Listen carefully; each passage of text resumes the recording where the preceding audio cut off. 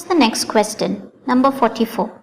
The switches T1 and T2 in figure A are switched in a complementary fashion with sinusoidal pulse width modulation technique. The modulating voltage is Vm, this sinusoidal over here. Vm of t is equal to 0.8 sine 200 pi t volts, and the triangular carrier voltage Vc are shown in figure B. The carrier frequency is 5 kHz.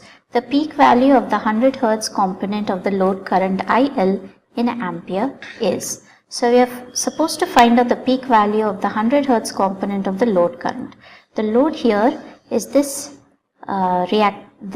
inductor and the resistor connected over here. So this is the load, and the values are 16 ohm and 12 ohm given at 100 Hz. Alright, so this is not a multiple choice question, so we will have to work it out and analyze the figures given to us. Alright, so let me just take another sheet of paper and note down as we go.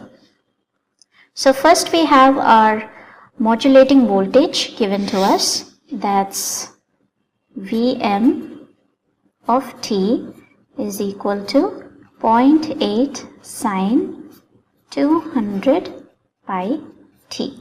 Okay, so you should know that in this waveform given here, the sinusoidal wave is the modulating voltage waveform, and the triangular waveform is the carrier wave. So we have both, and the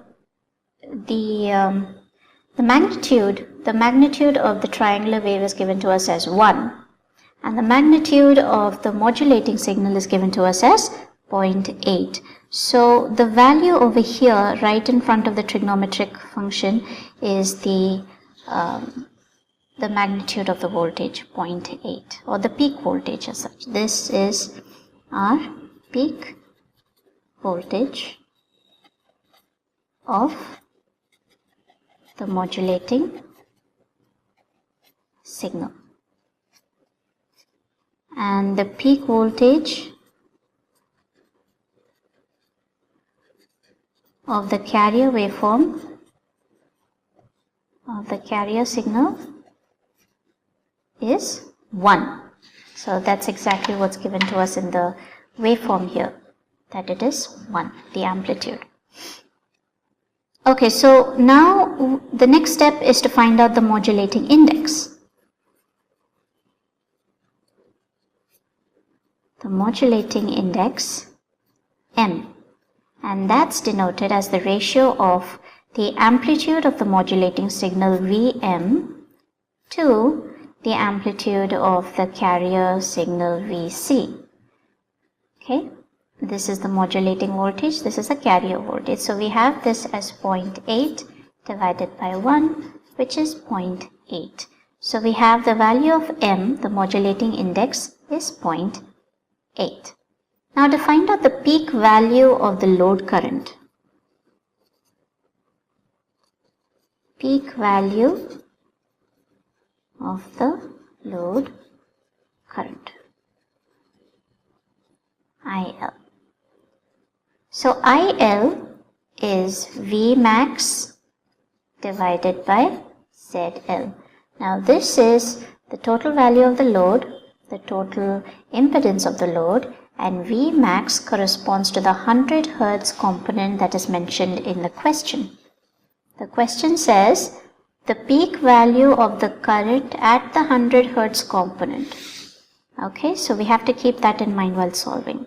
Now we don't know what Vmax is, so we need to find out what Vmax is.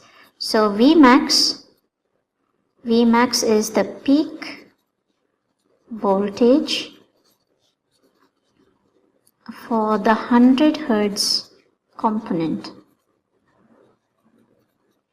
and Vmax is equal to the modulating index M multiplied by the voltage across each switch. So here we have the supply VDC by 2 given for each switch. So VDC by 2 multiplied by the modulating signal will give us Vmax.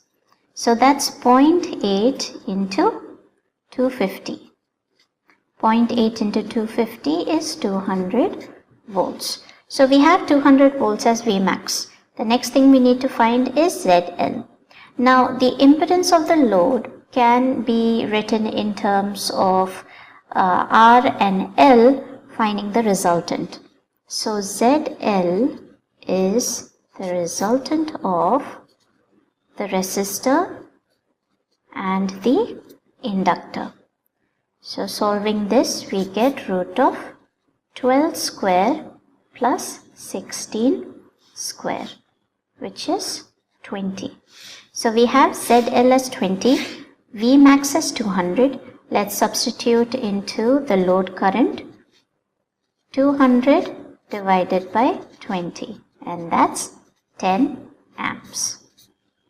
So the final answer here is 10 amps. I hope this has helped.